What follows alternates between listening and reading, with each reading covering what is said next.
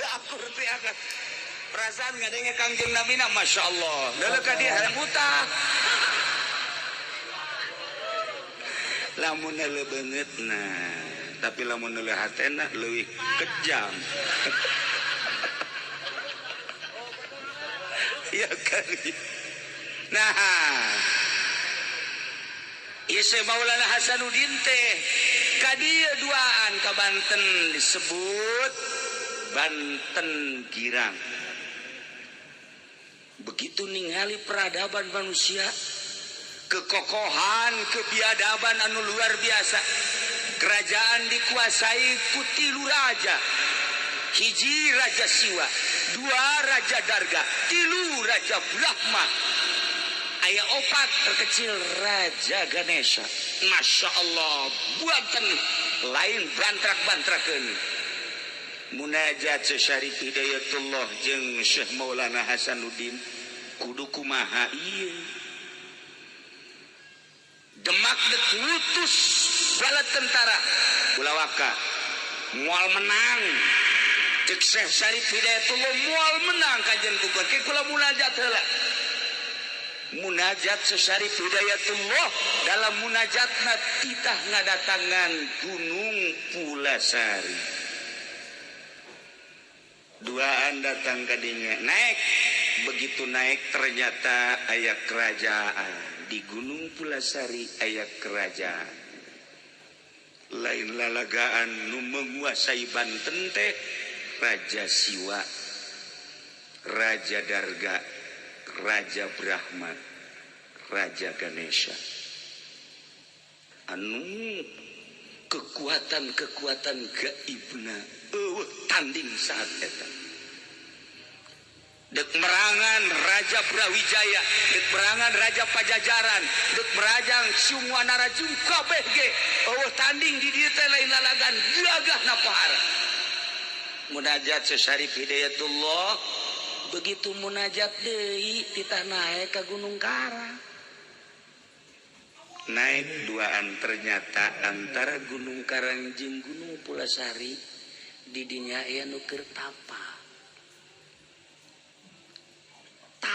teh lain cara tapa budak hari tapa make baju kerajaan di dieu make mahkota ternyata kulila-lilana tapa eta mahkota teh geus dijieun sayang manuk teh geus arendogan di dieu apa dia ge pernah tapa harita keur hayang wahweh teh ieu teh sesa rada cager deui teh sesa ieu teh termasuk ieu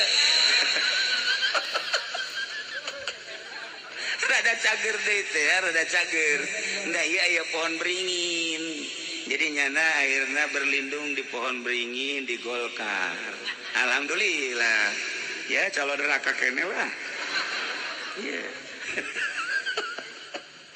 Masya Allah didinya lah Syekh Syarif Hidayatullah menyapa ka jelema nu keur tapa begitu disapa ditanya benta begitu benta adu kekuatan mata begitu adu kekuatan mata hudang make adu kekuatan batin ternyata teu sakedeung sapoe 2 poe 3 poe 4 poe 5 poe 6 poe 7 poe kakarak tumbang eta nu tapa ternyata nu tapa ngaranna Brata Guru Sampang Brata Guru Sampang eleh ku Syekh Syarif Hidayatullah tidinya langsung asup Islam begitu maca 2 kalimat syahadat beres baca 2 kalimat syahadat cek Brata Guru simkuring alhamdulillah menang hidayah ngan simkuring moal ilu campur tentang Gunung Karang Gunung Pulasari jeung Banten simkuring mah erek indit ti dieu ngahiyang tah didinya Syekh Syarif Hidayatullah nitah cicing ka putrana nu ngaran Syekh Maulana Hasanuddin maneh tapa tah di dieu di batu ieu batu ieu ngaranna watu gigilang. Artina watu gigilang teh batu anu harerang. Warna batuna semu rada kemerah-merahan. Segi opat batuna dengan disebut cek urang Banten mah pancawarna. Mun hayang nyaho ieu batuna teh. Lainnya dimikul. Ieu asal ka Banten dipake ieu batu ieu mah asal teu ka Banten henteu. Ulah sambarangan.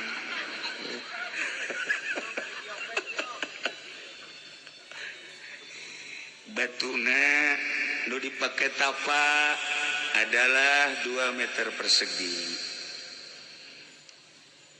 Syekh Maulana Hasanuddin tapa di dinya. Sapoe 2 poe 3 poe kacaritakeun sababaraha poena ngan sakieu doang amatna Syekh Syarif Hidayatullah anjeun tapa di dieu hiji datang ka ulah aya nu di aku. Satungtung maneh aya keneh nu di aku maneh moal bisa ngalehkeun raja-raja Banten. Lamun geus teu di aku kakarak batur bakal nurut.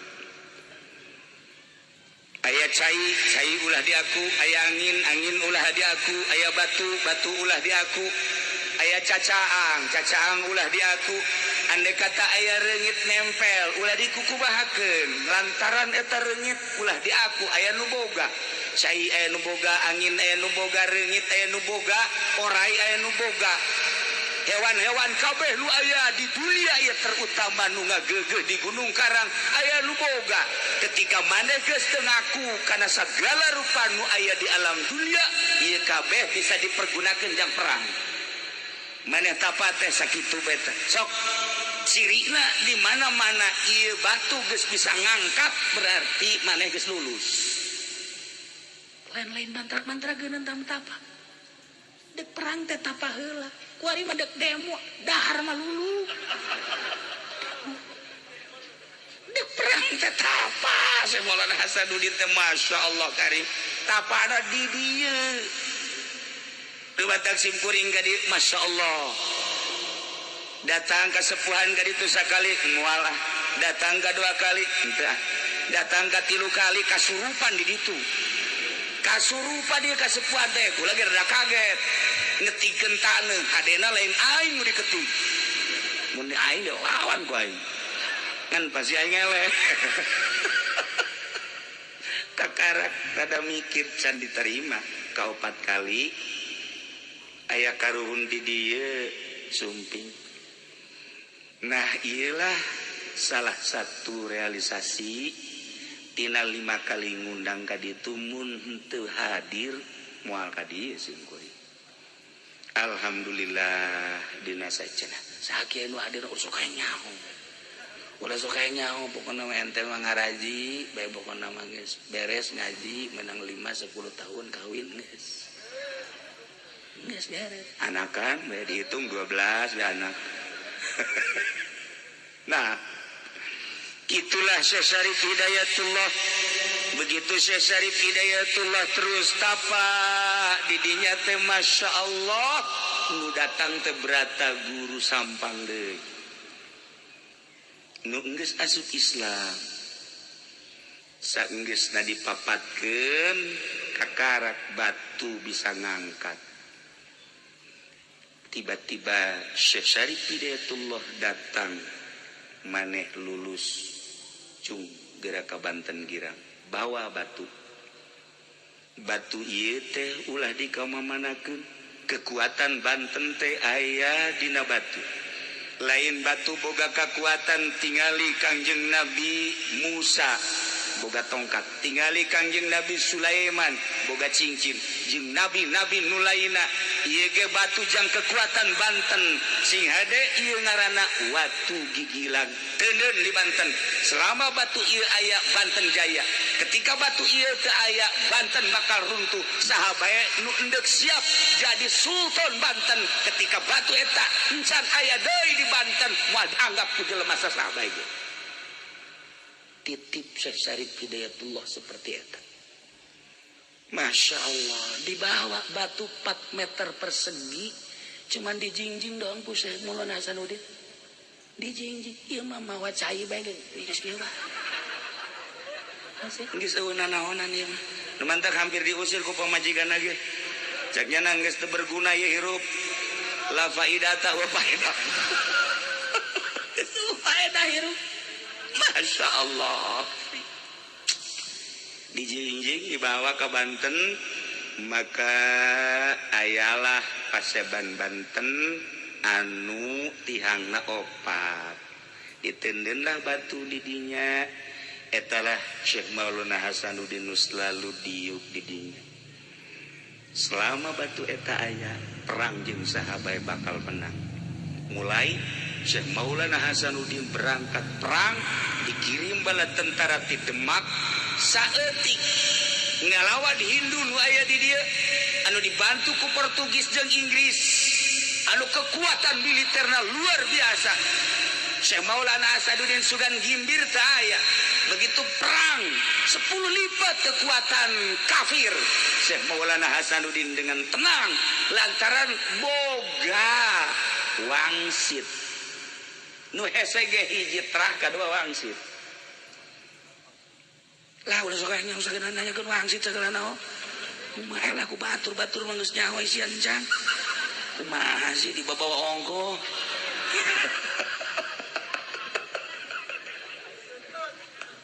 aduh Masya Allah dah begitu ngayakeun perang anu bala tentara militer saeutik ti Demak hampir eleh menghadap ka Gunung Karang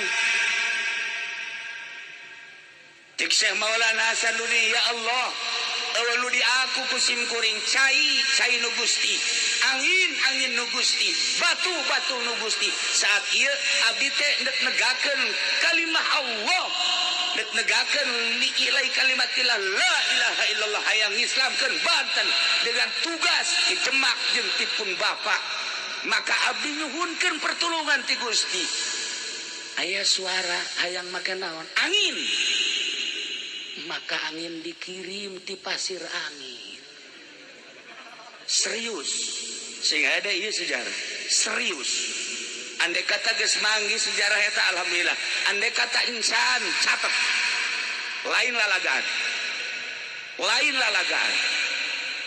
andai kata aya di sejarah alhamdulillah andai kata eueuh seperti eta bisa dipertanggungjawabkeun walaupun kula kakarak menang habar 2 poe ti urang dieu sarua bae ulah sok kadatangan kitu tah kemari Kiai PI maot begitu turun di mobil aya budak leutik mapang budak leutik teh kasep lain cara kolot kieu kasep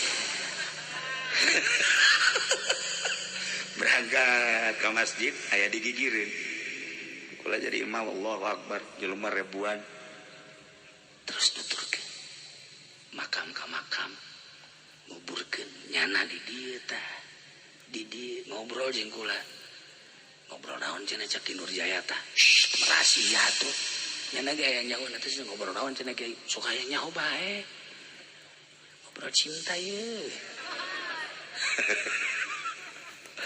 ngobrol geus beres kula talkin eueuh kula nanya Ki Nurjaya saya teh budak leutik ci sugan teh bawaan kiai cenah nanya deui ka adik kula ci sugan teh saha teu nyaho nanya deui ka hiji kiai jak kula geuleuh cenah kiai neuleuh dia bangsa nu ka kos karaya wah ieu mah ka hijab di kieu mah henteu nu kieu mah bangsa nu karaya mah moal mun orai neuleuh bangsa lele ngomongnya dan ngobrol jeung kula eueuh ieu ge aya anu datang Masya Allah ieu horeng pasir angin teh pernah dicokot diundang ku Syekh Maulana Hasanuddin ketika perang ngelehkeun Hindu anginna ti dieu ieu pasir angin teh lain lalawaran mantak ayalah jampe paranti ngadatangkeun angin henteu kudu lobaan ka Jakarta demo teu kudu eta mah endeu masalah tinggal diondang bae angin pasir angin tobat tuh Ahok kubruskeun habak beres. Hayu sia. Asal geus datang angin pasir angin, masya Allah. Lain lalawar dia aya liangna ngan liangna teu kadeuleu. Nu kadeuleu liang anak we di dieu mah. Liang eta teu kadeuleu liang angin eta mah. Tapi insyaallah urang-urang dieu paham. Aya nu paham. Nah, dua kekuatan hiji cai ialah Cibanten ngaranna. Cibanten teh huluna di Gunung Karang. Turun di Gunung Karang pecah dua, nu hiji ke arah barat sekitar 35 km ke laut. Jadilah dermaga internasional. Nu hiji ke Karang Atu. Nah, iyalah jadilah dermaga nasional. Dua kekuatan, maka di Banten ulah coba-coba Gunung Karang. Pusatna adalah Gunung Karang. 1 juta kali garaga orang Banten ternyaba ke Gunung Karang moal aya kekuatan. Gunung Karang titisan ti baheula. Dongeng almarhum Abah kula waktu masantren di Sekong. Hayangnya bakal guru gas umur 7. Berangkatlah tiluan. Nu hiji ngaranna Wes Kurni orang Tangerang kabeh. Nu hiji di Samsudin berangkat di ditu. Nu dua sombong. Sebab puasa bae nu duaan mah. Sia Madam Yati neuk naik ke Gunung Karang teu puasa, mopo sia kajen ku kumaha ge. Yo aing ge. Hijib nasor geus dikelek. Manya. Hijib naon deui si dieu, hijib saepi mah homo. Anginna ge geus ambalaya. Ya, tuturkeun aing ke asal naik ke Gunung Karang sia tuturkeun deuleukeun aing mah naik angin cek kana. Begitu datang wallahu alam ka mana maropo kabeh. Teu kuat nu dua mah. Alah cenah damai aing mah teu kuat. Teu kuat cek kana ieu. Aing mah moal bisa terus ka ditu geus teu kuat, teu kuat. Kumaha sih nyaritakeun teu kuat? Hese nyaritakeun teu kuat teh. Hese okos aya lalaki hayang kanu geulis teu kuat. Teu kuat, ai beungeut perang hayang kanu geulis aduh. Teu kuat teu nyambung. Tapi ulah leutik ka ate, lalaki mah pembeli, itu geulis, kajenting geulis beungar. Iya ini roae itu pasang. Ye, mujizat Gusti Allah, masya Allah. Qala Yusuf li abihi ya bati. Ngaji mah ngaji amil eta heula. Nah, lah urang dieu mah geus leuwih nyaho. Geus leuwih nyaho bae pokona urang kulon mah bangsa perpeletan mah. Atuh perpeletan mah ilaku mah teu ieu. Tapi almarhum Abah kula masya Allah ketika tawadu di harapan Gusti ya Allah ya Rabbi abdi mah ngarasa puasa tilok dahar beki wiridan tilok tapi abdi hayang kapatilasan Syekh Maulana Mansur di luhur abdi teh hayang datang ka tiba-tiba kunaon aya rumawa wallahu alam sabaraha menit datang ka luhur teh sorangan ai batur aing eueuh sakieu ieu aing sorangan cai loba sieun ku sebab lo sorangan bae di luhur. Nah, tadi jamaah tuh mandi dan lain sebagainya. Turunnya jalan mana ya cekana?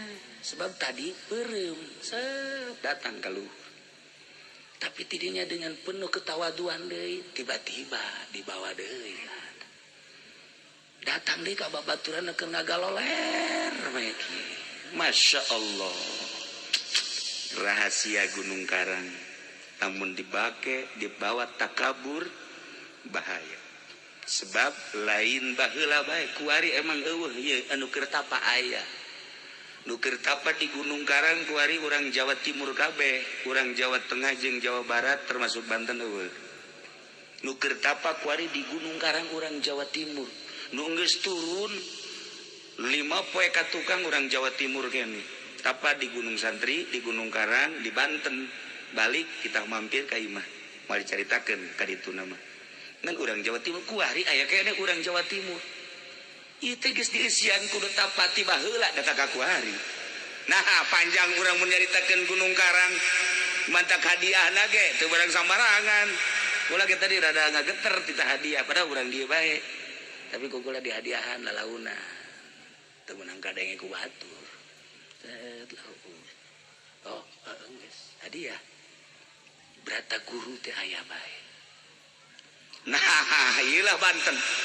Masya Allah, cai bisa digunakan jang perang di dieu mah. Ulah sambarangan angin bisa digunakan jang perang. Nganu hese de kunci na nu hese ge teh ngadatangkeun angin kumaha. Lamun salah ngadatangkeun angin, lain bisa pake perang nyanana kena tsunami. Ieu pernah yang ngundang angin. Pernah ngajeledag.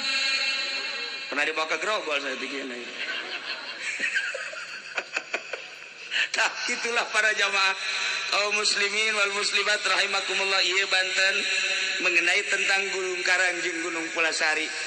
Ieu batu anu aya di Banten tersebut dipindahkeun ka Surakarta. Surakarta Jaya dipindahkeun deui ka Banten. Ketika Banten ngangaranan angin, di ngaranan lah angin teh ku ngaranna opat. Pangeran Kidul, Pangeran Kaler, Pangeran Kulon, Pangeran Wetan. Dipakailah ngaran salah satu opat incu daripada Syekh Maulana Hasanuddin. Eta teh julukan ngaran angin. Angin Kidul, angin Wetan, angin Kulon, angin Kaler. Nah, lamun endek coba-coba ngundang angin tersebut, apa ti Kaler, apa ti Kidul, apa ti Kulon, aya bahasa tertentu. Aya keneh karuhun urang di dieu insyaallah. Anu lamun huru hara gede bakal tarurun ti Gunung Karang. Mudah-mudahan karuhun urang masih keneh ningalikeun urang.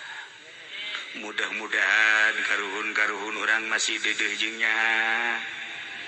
Neuleuh ambalaya anak incuna beuh ieu geus teu puguh arah. Mana nu bener mana nu salah geus teu puguh arah.